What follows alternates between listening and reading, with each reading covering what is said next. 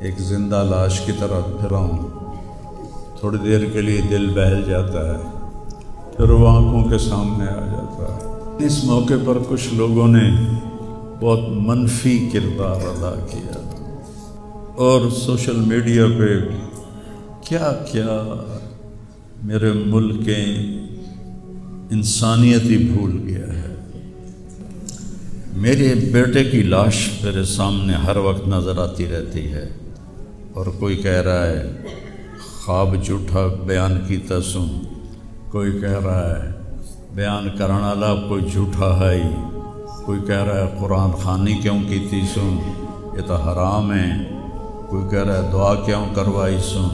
سارا حلال حرام ایتھے ہی رہ گیا، اور صرف لائک لینے کے لیے جھوٹی خبریں، چند پیسے اکٹھے کرنے کے لیے۔ ارے وہ دل ہی تو ہے نہ سنگ و خشت، درد سے بھرنا آئے کیوں، اور تم مجھے اور رلا رہے ہو۔ شرم ہی نہیں آتی لوگ کم بختاں چار ٹکے یا سستی شہرت لین واسطے۔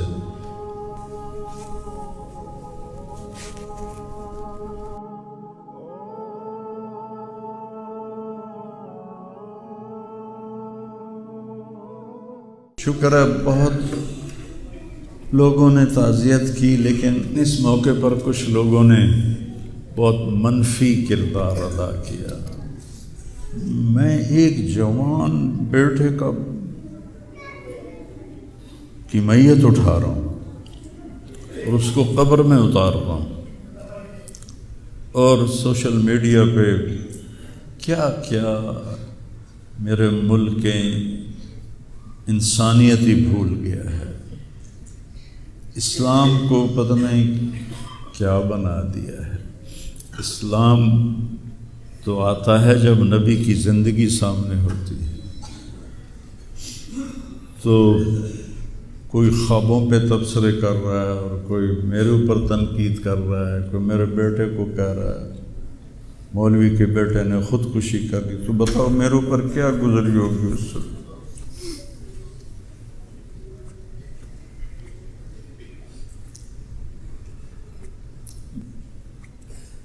حضرت عمر ابن ابسہ سے پوچھا یا رسول اللہ، سب سے اعلیٰ درجے کا اسلام کیا ہے؟ ایک گل غور نال سنیں، سب سے اعلیٰ درجے کا اسلام کیا ہے؟ آپ نے فرمایا من سلم المسلمون من لسانہ و یدہ، جو کسی کو اپنی زبان اور ہاتھ سے تکلیف نہ پہنچائے وہ سب سے اعلیٰ درجے کا مسلمان۔ اب یہاں حال یہ ہے کہ دنیا دار ہوں، دین دار ہوں، علماء ہوں، ان کی زبانوں سے الفاظ نہیں نکلتے، ان کی زبانوں سے آگ نکلتی ہے، ان کی زبانیں آگ برساتی ہیں۔ تو جب زبان آگ برسائے گی تو دل نفرت سے بھرا ہوگا۔ لیکن میں نے کہا یا اللہ، میں نے تجھ سے وعدہ کیا تھا کہ میں اپنی وجہ سے کبھی کسی سے نفرت نہیں کروں گا، کسی سے بغض نہیں رکھوں گا، کسی سے قطع تعلق نہیں کروں گا۔ آج مجھے یہ وعدہ پورا کرنے میں زور لگانا پڑ رہا ہے کہ ایک طرف مجھے اپنے بیٹے کی لاش نظر آتی ہے، تو ایک طرف ان نادانوں کے تبصرے نظر آتے ہیں۔ میں کسی کا نام نہیں لیتا، بھرا پڑا سوشل میڈیا، اور اتنی جھوٹی خبریں، اتنی جھوٹی خبریں، اتنی جھوٹی۔ زخم پہ مرہم لگاتے ہیں یا نمک چھڑکتے ہیں، اور وہ اسلام سمجھ کے کر رہے ہیں۔ میرے بیٹے کی لاش میرے سامنے ہر وقت نظر آتی رہتی ہے، اور کوئی کہہ رہا ہے خواب جھوٹا بیان کیتا سوں، کوئی کہہ رہا ہے بیان کرنے والا کوئی جھوٹا ہے ہی، کوئی کہہ رہا ہے قرآن خوانی کیوں کیتی سوں، یہ تو حرام ہے، کوئی کہہ رہا ہے دعا کیوں کروائی سوں۔ سارا حلال حرام ایتھے ہی رہ گیا۔ ایک زخمی باپ کے زخم پر پھنبا رکھنے کی بجائے میں نے بڑے انسان زندگی میں صدمے دیکھتا ہے، ناگواریاں دیکھتا ہے، میں نے بڑی بڑی ناگواریاں دیکھی، لیکن عاصم کی ناگواری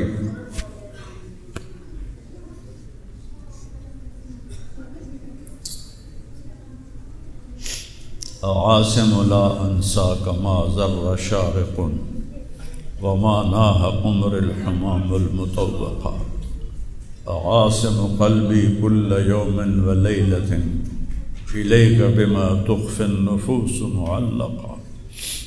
یہ حضرت عبداللہ بن ابو بکر کے اشعار ہیں جو میں نے تھوڑی تبدیلی کے ساتھ آپ کو ذکر کیے ہیں کہ اے عاصم، جب تک سورج چمکتا رہے گا تیری یاد میرے اندر تازہ ہوتی رہے گی، میں تمہیں کبھی بھلا نہ پاؤں گا۔ اے عاصم، دن ہو یا رات ہو تیری یادوں سے میرا بسیرا ہو رہا ہے، میرا دل تجھ میں دن میں بھی اٹکا ہوا ہے، رات کو بھی اٹکا ہوا ہے۔ یہ اس وقت میری حالت ہے۔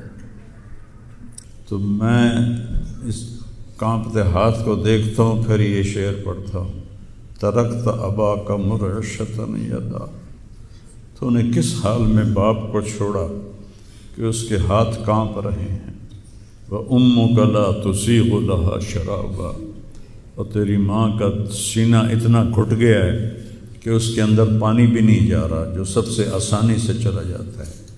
یہ کیفیت ہو ماں باپ کی، اور کوئی مولانا اٹھ کے تبصرے کر رہا ہو، کوئی مفکر اٹھ کے تبصرے کر رہا ہو، بتاؤ میرے پر کیا گزری ہو۔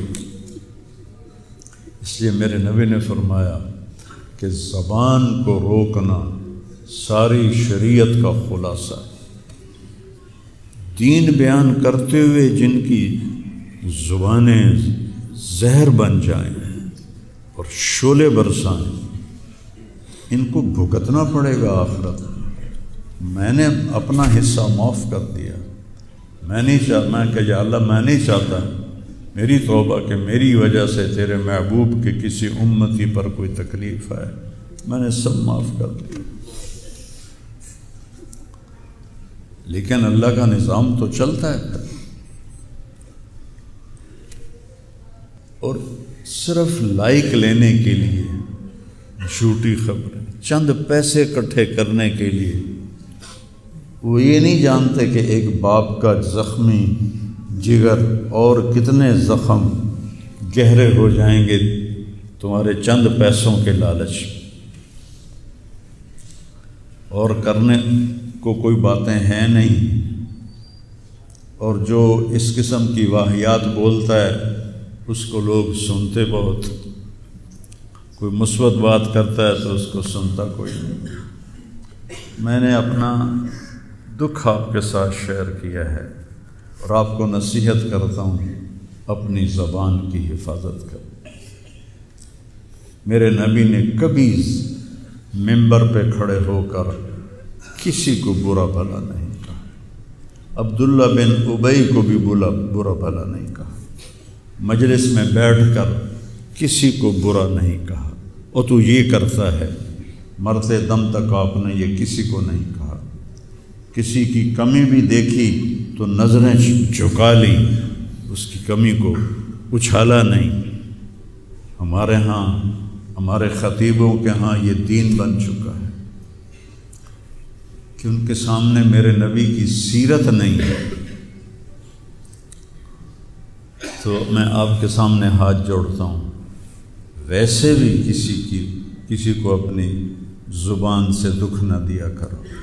چہ جائے کہ ایک جوان بیٹے کی موت کا غم لیے ایک زندہ لاش پھر رہی ہو، اور اس کو پتھر مارے جائیں، اور اس پر اپنے غصے کو نکالا جائے، بڑے دکھ کی بات ہے بھائی، بڑے درد کی بات۔ یہ ہماری قوم کی گراوٹ کی انتہا ہے، گراوٹ کی میں تو اس وقت پاگل تھا، جہاں سے مجھے کسی نے جھوٹا خواب بھی سنایا تو میں نے تسلی لی کہ شکر ہے میرا بیٹا، جوان بیٹے کو اللہ نہ تنوں اٹھاون دے ویلا وکھاوے، اللہ تنوں اٹھاون دا ویلا نہ وکھاوے۔ تو جو تار سے نکلی ہے وہ تم سب نے سنی ہے، جو ساز پہ بیت گزری ہے وہ کس دل کو پتہ ہے۔ یہ تو وہی جانتا ہے جس پہ یہ صدمہ گزرتا ہے، وہی جانتا ہے جس کا جگر ٹوٹے ٹوٹے ہوتا ہے۔ اوروں کو کیا پتہ کہ اولاد، جوان اولاد کا، اور میرا بچہ یہ اتنا نیک تھا، کبھی غیبت نہیں کرتا تھا، کبھی غیبت نہیں کرتا، کسی سے نفرت نہیں کرتا تھا، کسی کی غیبت کرنے نہیں دیتا تھا، کسی کی برائی کرنے نہیں دیتا تھا۔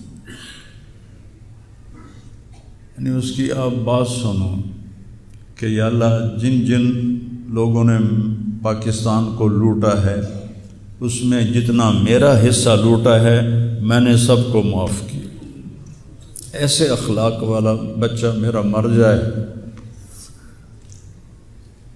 اور مجھ پر تان و طنز ہو رہا ہو، قرآن خوانی کیوں کرائی، کوئی کفر کر دیتا ہے، اسلام ہی چوں نکل گیا۔ یہ دیوبندی بریلویوں نے آپس میں لڑ کے پوری امت کا بھولیا بگاڑ کے رکھ دیا۔ خطیبوں نے، میں صحیح علماء کی بات نہیں کر رہا، خطیب چاہے دیوبندی کے ہوں، چاہے اہل حدیثوں کے ہوں، چاہے وہ بریلیوں کے ہوں، چاہے وہ شیعوں کے ہوں، سوائے نفرت کی آگ بھڑکانے کے ان کے پاس اور کوئی موضوع کوئی نہیں۔ آج میں گیا ہوں اپنے، صبح بہت میرا سر بھاری تھا تو میں سیر کے لیے فجر کے بعد نکلا، اپنے مین فارم پر پہنچا تو وہاں نوکر کھڑے تھے، تو ہمارا ایک نوکر ہے شبیر اس کا نام ہے، تو وہ میں نے ایسے ہاتھ بڑھایا ملنے کے لیے، کہا میاں صاحب آسم میاں طرح ساڈے نال ملو، انج نہ ملو۔ میں کیا وہ کیویں ملدا ہے؟ ہمارے ہاں زمینداروں میں نوکر اور زمینداروں کا آپس میں بڑا فاصلہ ہوتا ہے، وہ جب ہمیں ملتے ہیں تو یوں جھک کے ملتے ہیں یا گوڈے پکڑتے ہیں اور اپنے آپ کو پیچھے ہٹا کے کھڑے ہوتے ہیں۔ تو وہ شبو نے کہا جی ہم میاں صاحب سے ملتے تھے ایسے ہی جی میں ساڑھے نال مل دیں، تو وہ کہتے یار تم لوگوں کو تو ملنے کا طریقہ ہی نہیں آتا، ہاتھ کھولو۔ ان کے ہاتھ کھلوا کے ان کو جپھا ڈالتا تھا اور ان کے کپڑوں پہ مٹی لگی ہوتی تھی۔ ایسا میرا بیٹا گیا۔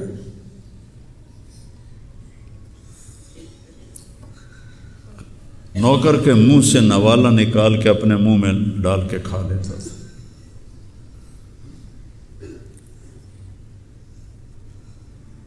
کبھی اس کی جیب میں پیسے نہیں ہوتے تھے، جو بھی دیتے وہ ادھر دے دیا، ادھر دے دیا، ادھر دے دیا، ادھر دے دیا۔ نئی گاڑی میں کوئی غریب آدمی کو بٹھاتا نہیں ہے، وہ نئی فارچون میں وہ پاگل کو بٹھاتا تھا۔ یہ بھی مذاق بنا دیا لوگ۔ ہائے ہائے ارے وہ دل ہی تو ہے نہ سنگ و خشت، درد سے بھرنا آئے کیوں، اور تم مجھے اور رلا رہے ہو۔ اس کو بھی مذاق بنا دیا۔ وہ ابھی بھی زندہ ہمارے گاؤں میں جائیں ویکھنے جا کے ویکھ لو۔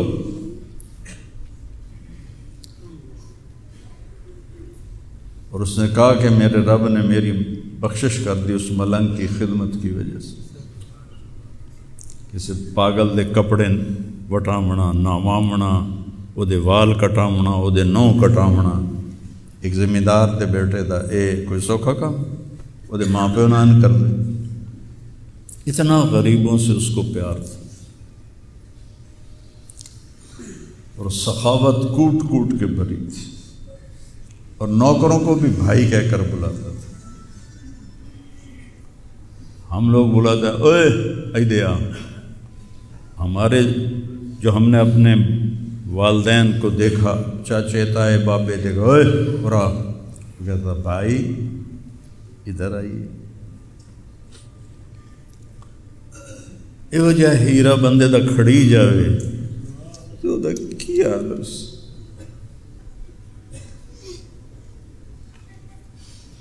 شرم ہی نہیں آتی لوگ کم بختاں نوں 4 ٹکے یا سستی شہرت لین واسطے